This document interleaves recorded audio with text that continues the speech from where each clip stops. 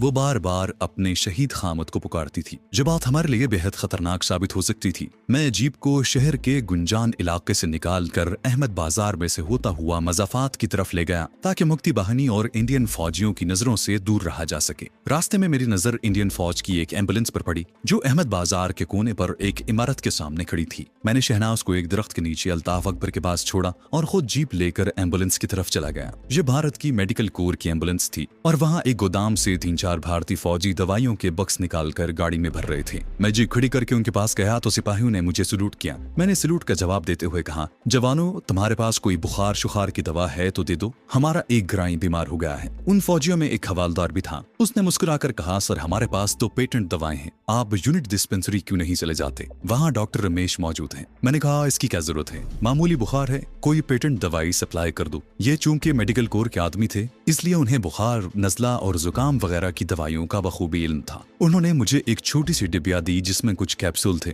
Sir अभी एक capsule अपने गिराई को दे दें, भगवान की दया से बुखार फौरन उतर जाएगा। मैंने जीप में बैठते हुए पूछा, वो जवान, इधर 8वीं मरहट्टा रेजिमेंट का हेडक्वार्टर किधर है? भारतीय सिपाहियों ने कदरे हैरानी से मेरी तरफ देखा। हवालदार बोला, सर हम सब 8वीं मरहट्टा रेजिमेंट के जवान हैं। आपको मालूम नहीं सर कि यहाँ सिर्फ 8वीं मरहट्टा रेजिमेंट ही डिप्लॉय है। आपकी रेजिमेंट कौन सी है? मैंने अपनी घबराहट पर काबू पाते हुए कहा, ठीक है जवान, हम तुम्हारा चेकिंग कर रहा था। तुमको मालूम है इधर दुश्मन लोग भी हमारी वर्दी में फिरता है। ओके जवान, अपना काम करो। मैं जीप स्टार्ट करके तेज रफ्तारी से आगे निकल गया। ये एक बलाए नागहानी ही थी। उस मरहट्टा रेजिमेंट का मतलब था कि चिटागोंग में 15वीं बख्तरबंद डिवीजन की 8वीं मरहट्टा रेजिमेंट काम कर रही थी। जहां से कर्नल गुप्ता सारथी के बारे में मालूमात हासिल करना कोई दुश्वार काम नहीं था। मैंने अल्ताफ अकबर को कुछ नहीं बताया। शहनाज को कैप्सूल खिला दिया, उसे जीप की पिछली सीट पर लिटाकर ऊपर कंबल डाल दिया। उस वक्त हमारा सबसे आम मसला किसी ऐसी जगह की तलाश थी जहां हम रात बसर कर सके। हम किसी इंडियन फौजी बैरक में तो जा नहीं सकते थे। अल्ताफ ने कहा, मेरा ख्याल है हमें जहां से कॉक्स बाजार की तरफ निकल जाना चाहिए, वहां से हम किसी तरह सरहद पार करके बर्मा में दाखिल हो सकते हैं। लेकिन मेरा प्रोग्राम तब्दील हो चुका था। पाकिस्तान के खिलाफ खतरनाक तरीन भारतीय मंसूबे का इंकशाफ होने के बाद मैं उस वक्त वतन अजीज की सरजमीन पर कदम रखना चाहता था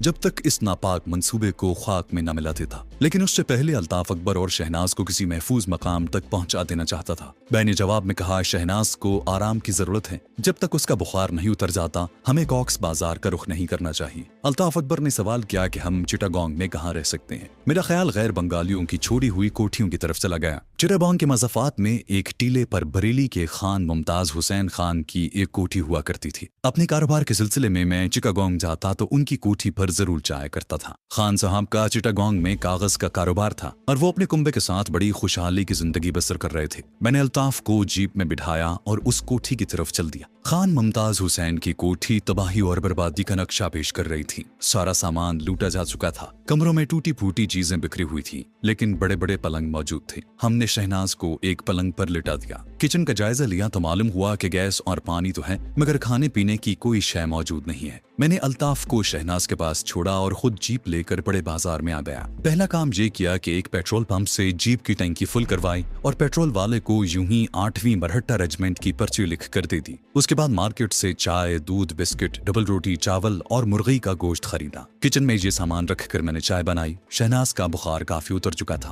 उसे चाय पिलाई तो उसकी तबीयत कदरे बेहतर हो गई। उसे सूरत हाल से आगाह किया गया और बताया गया कि 2-1 रोज इस कोठी में कयाम करने के बाद हम लोग कॉक्स बाजार रवाना हो जाएंगे। शहनाज किचन में जाकर मुर्गी और चावल तैयार करने में लग गई। मैं और अल्ताफ अकबर आइंदा प्रोग्राम के बारे में गुफ्तगू करने लगे। कई रोज बाद हमने पेट भरकर घर के पके हुए चावल और मुर्गी खाई तो तबीयत बशाश हो गई। शहनाज को हमने आराम करने का मशवरा दिया और खुद बरामदे के बगली कमरे में जाकर बैठ गई, जहाँ 2-1 टूटी फूटी कुर्सियों के सिवा कुछ भी नहीं था। मैंने अल्ताफ को बताया कि जहाँ मुमताज हुसैन खान साहब ऐशो आराम की जिंदगी बसर कर रहे थे, खुदा जाने उनका क्या अंजाम हुआ होगा। हमने खिड़की का पर्दा थोड़ा सा एक तरफ कर दिया था। यूं हम बाहर भी निगाह रखे हुए थे। हमारी जीप कोठी के पोर्च में एक तरफ साए में खड़ी थी और बाहर से उस पर निगाह नहीं पड़ सकती थी। थोड़ी देर के लिए हम भी सो गए। 4 बजे जागे तो देखा कि शहनाज किचन में चाय बना रही थी। उसकी तबीयत पूरी तरह बहाल हो चुकी थी। शाम को बाजार जाकर उसके लिए मैं कपड़ों का एक और मर्दाना जोड़ा और चप्पल खरीद लाया। रात को भी उसने खाना पकाया। हमने मोमबत्ती जला रखी थी। रात 9 बजे शहनाज को सुला दिया।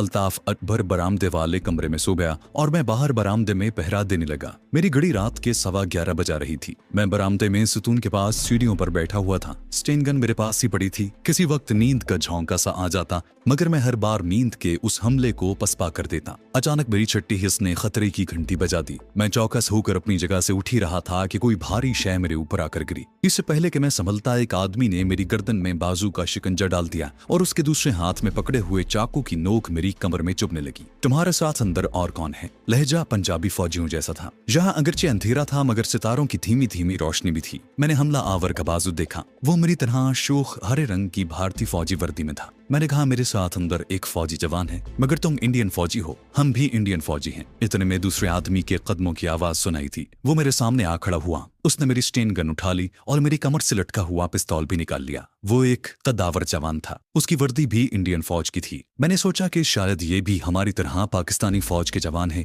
जो भारतीय फौज की वर्दी में इस जहन्नम से निकलने की कोशिश में मसरूफ हैं। उनका कद काठ और बात करने का अंदाज बता रहा था कि वो मगरबी पाकिस्तान की पंजाब रेजिमेंट के जवान हैं। उन्होंने मेरे हाथ पीछे जकड़ दिए और कहा, अपने साथी के पास ले चलो। अल्ताफ अकबर कमरे में घोड़े बेचकर सो रहा था। ये भी अच्छा हुआ, क्योंकि अगर वो जाग रहा होता तो फायरिंग करके उन दोनों को हलाक कर देता। अल्ताफ को उन्होंने ठोकर मारकर जगाया। एक जवान पिस्तौल तानकर उसके सर पर खड़ा हो गया। उसने तहकुमाना लहजे में सवाल किया, यहाँ और भारतीय फौजी कहाँ हैं? अल्ताफ ने पलकें झपकाते हुए उन दोनों फौजियों को और फिर मुझे देखा कि मेरे हाथ पीछे बंधे हुए हैं। मैंने उनमें से एक फौजी से खालिस पंजाबी जबान में कहा, एक इंडियन फौजी की दूसरे इंडियन फौजी पर हमला करने की बात समझ में नहीं आ रही। अगर तुम अपने दिल का हाल बता दो तो हम भी एक राज तुम पर फाश कर दें। मेरा दिल कहता है कि तुम पाक फौज के जवान हो। पुरानी मेज के नीचे मोमबत्ती रोशन थी। दोनों फौजियों ने हमें घूर कर देखा। उनमें से जो कदावर था वो मेरे करीब आकर बोला, तुम कौन लोग हो? मैंने कहा, हम दोनों इस वक्त तुम्हारी कैद में हैं। अगर तुम इंडियन फौजी हो तब भी हमारा राज राज नहीं रह सकता।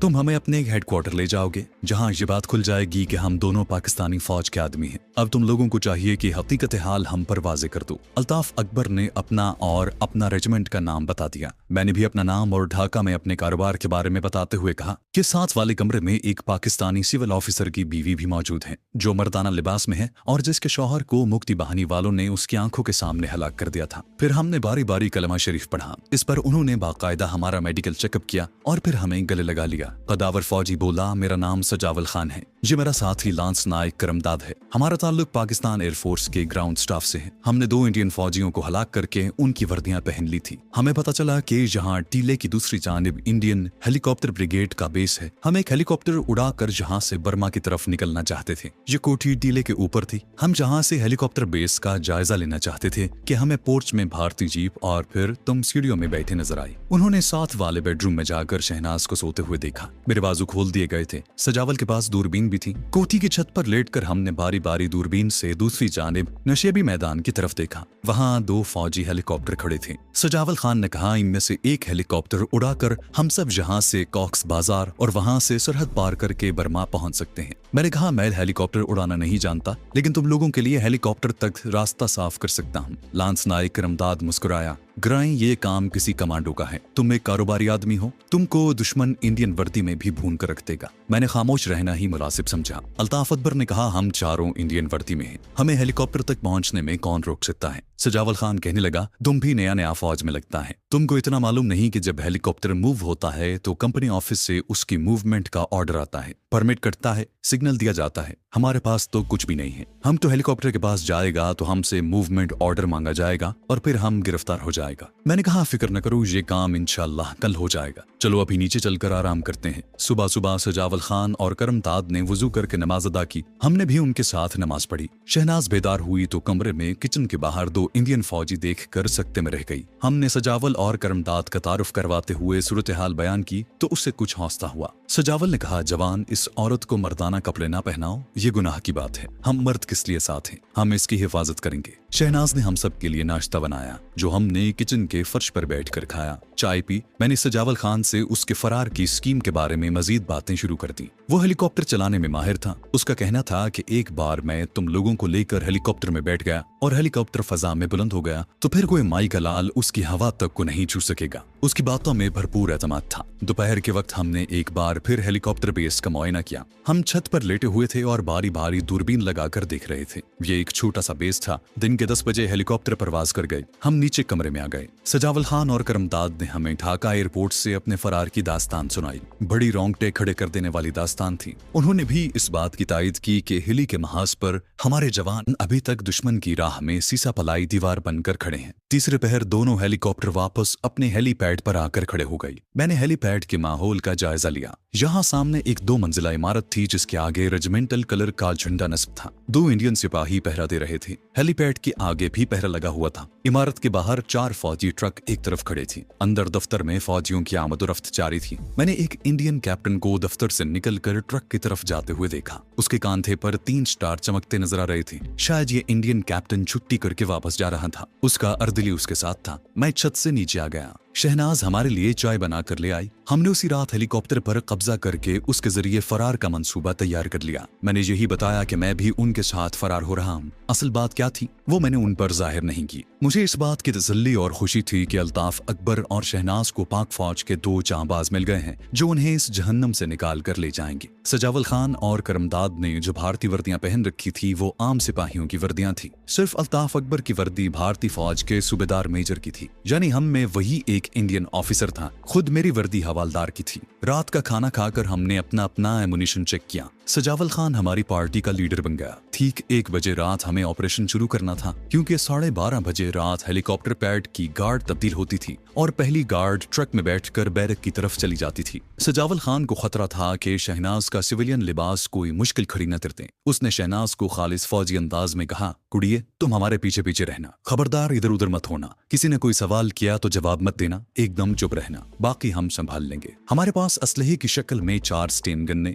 4 पिस्तौल, 2 चाकू थे। दस्ती बम एक भी नहीं था। इसी असलहे और अपनी इंडियन फौजी वर्दी की मदद से हेलीपैड पर जाकर हेलीकॉप्टर पर कब्जा करना और उसे वहां से उड़ाकर फरार होना था। सजावल खान ने मेरी ड्यूटी ये लगाई कि मैं कंपनी ऑफिस जाकर वायरलेस सेट तबाह कर दूं ताकि खतरे का सिग्नल न दिया जा सके। इस कमांडो अटैक की जुजियात पर बार बार गौर किया गया और कोठी के कमरे में ही उसकी 2 बार रिहर्सल भी कर ली गई। रात का खाना ठीक 8 बजे खा लिया गया। शहनाज, अल्ताफ अकबर और करमदाद को सुला दिया गया। मैं और सजावल खान जागते रहे। सजावल खान ने मुझे भी सो जाने के लिए कहा। ओए तुम सिविलियन जवान हो, ये फौजी ऑपरेशन है, सो जाओ। मैंने मुस्कुराते हुए कहा, फिक्र न करो, मुझे जागने की आदत है। सजावल खान ने मेरे कांधे पर जोर से हाथ मारकर कहा, और मालूम होता है तुमको किसी ने उल्लू भून कर खिला दिया है। रात के ठीक 1 बजे मैं और सजावल खान कोठी की छत पर गए। हमने दूरबीन की मदद से जायजा लिया। हेलीकॉप्टर अपनी जगह मौजूद था। इमारत की छत पर लगी हुई सर्च लाइट उन पर पड़ रही थी। 4 सिपाही पहरा दे रहे थे। ये नई गार्ड पार्टी थी। कंपनी ऑफिस के बाहर भी एक मुसल्लह सिपाही मौजूद था। ऑफिस में रोशनी हो रही थी।